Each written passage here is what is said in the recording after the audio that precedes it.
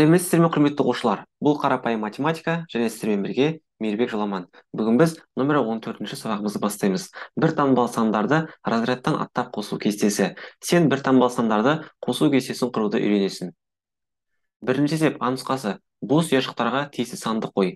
Мысалы, екі таңбалы сандардың қосылғыштарын ата дейді. Үлгі көрсетілген 11 бұл 9 бен 2 немесе 2 мен 9 сандардың қосындысы. 11 бұл 8 бен 3 немесе 3 бен 8 сандарының қосындысы. 11 саны ол 7 мен 4-тің немесе 4 бен 7-дің 7 сандарының қосындысы. 11 саны 6 мен 5 немесе 5 бен 6 сандарының қосындысы. Келесі 12 саны. 12 саны 9 бен 3 немесе 3 бен 9 сандарының қосындысы. 8 бен 4 немесе 4 бен 8 сандарының қосындысы. 7 мен 5 немесе 5 бен 7 сандарының қосындысы. 6 мен 6 сандарының қосындысы. Ал 13 саны 9 бен 4 санының немесе 4 бен 9 санының, 8 бен 3 санының немесе 5 бен 8 сандарының, 7 мен 6 немесе 6 мен 7 сандарының қосындысына тең. 14 саны 9 бен 5 немесе 5 бен 9, 8 бен 6 немесе 6 бен 8, 7 мен 7 сандарының қосындысы. Беке оны жазып қойдық, неге 11-дікін. Енді ән нұсқасын жазайық. Мәні 15-ге, 16-ға, 17-ге, 18-ге тең қосындылардың қосылғыштарын ата дейді. 15 саны 9 бен 6 сандарының қосындысына тең, ол 8 бен 7 сандарының қосындысына тең және 7 бен 8 сандарының қосындысына тең. Келесі 16 саны 9 бен 7 немесе 8 бен 8 сандарының қосындысына тең. 17 саны 9 бен 8 сандарының қосындысына тең, ал 18 саны 9 бен 9 сандарының қосындысына тең. Екінші есеп, әр бағандағы теңдіктерді салыстыр, қорытынды жаса. 6 қосылған 5 11-ге тең, немесе 5 қосылған 6 11-ге тең болады.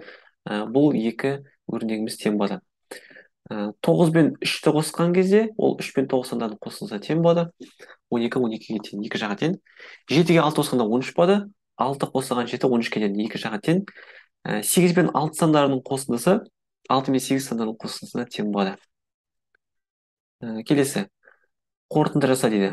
Қорытынды жасайық. 11, мінекей 11. Бұл 6 мен 5 немесе 5 пен 6 сандарының қосындысына. 12. 12 бұл 9 бен 3 немесе 3 пен 9 сандарының қосындысы. 13. 13 бұл 7 мен 6 немесе 6 мен 7 сандарының қосындысы. 14 бұл 8 бен 6 немесе 6 мен 8 сандарының қосындысы. Үшінші есеп, берілген теңдіктерді пайдаланып, әрбір қатардағы қосындылардың мәнін қалай табады? 5-ке 5 қосамыз 10 болады. 6-ға 5 қосқанда 11 шығады. Енді біз бұл жерде 1-ге артып бере жатырмыз. 7-ге 5 қосқанда 12, 8-ге 5 қосқанда 13, 9-ға 5 қосқанда 14 шығады. Келесі, 6-ға 6 қосамыз 12, одан кейін 7-ге 6 қосамыз 13, 8-ге 6 қосқанда 14, 9-ға 6 қосқанда 15 шығады.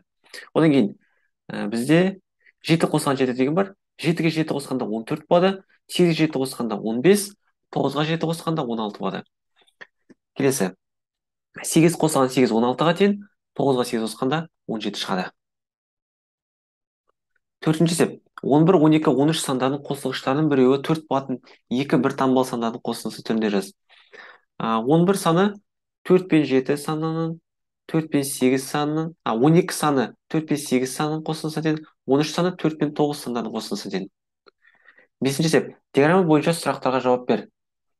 Екінші А сыныбында неше оқушы бар? Екінші А сыныбында 19 оқушы бар. Екінші Ә сыныбында 19 оқушы бар. Оны біз санадық, мінекей. Көк және сары ұяшықтарды санаймыз. Сол неше оқушы бар екенін шығады. Көк түсті болса ол ұлдар саны, ал сары түсті ол қыздар саны. Келесі, қай сыныпта қыздар саны артық дейді? Екінші А сыныбында, екінші Ә сыныбына қарағанда қыздар саны артық. Және диаграмма бойынша өзің басқа сұрақтар қой. Екінші А сыныбында неше қыз оқиды? 9. Екінші Ә сыныбында неше қыз оқиды? 8 деп жауап береміз. Осы сұрақтар құрастыруға болады. Алтыншы есеп, есепті шығар. Бақта 17 адам жеміс жинады. Оның 8-і балалар, қалғаны ересек адамдар. Бақта неше ересек адам жеміс жинады?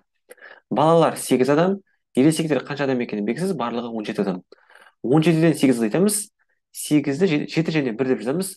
17-ден 7 айтқанда 10 болады, 10-нан бір ғана 9 шығады. Жауабы, бақта 9 ересек адам жеміс жинады. Жетінші есеп, әр бағандағы қосындарды салыстыр, өрнектердің мәнін тап. 8-ге 7 қосамыз, жетіні екі және бес деп жазамыз.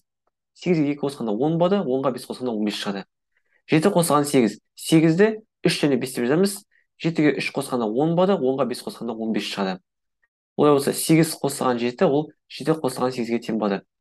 Тоғыз қосылған жеті. Жетіні бір және алты деп жазамыз.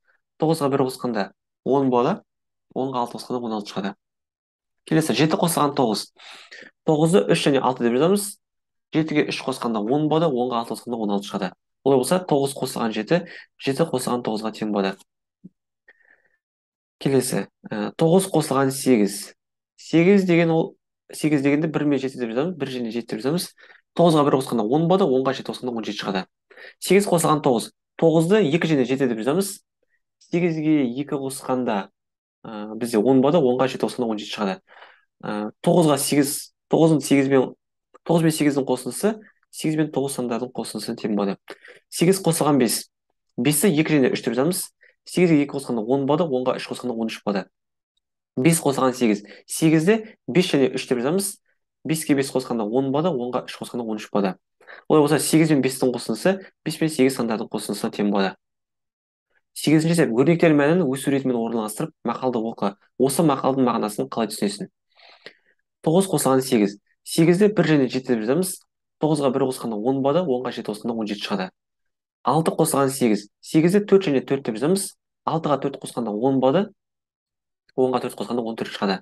Төрт қосылған сегіз. Сегізді алты және екі деп жазамыз. Төртке алты қосқанда 10 болады, онға екі қосқанда 12 шығады. Олай болса, біздер сандарды жауаптарын өз суреті бойынша жазатын болсақ, бізде 12, 14, 17 сандары бар. Олай болса, ата баланың қорғаны деген мақал шығады.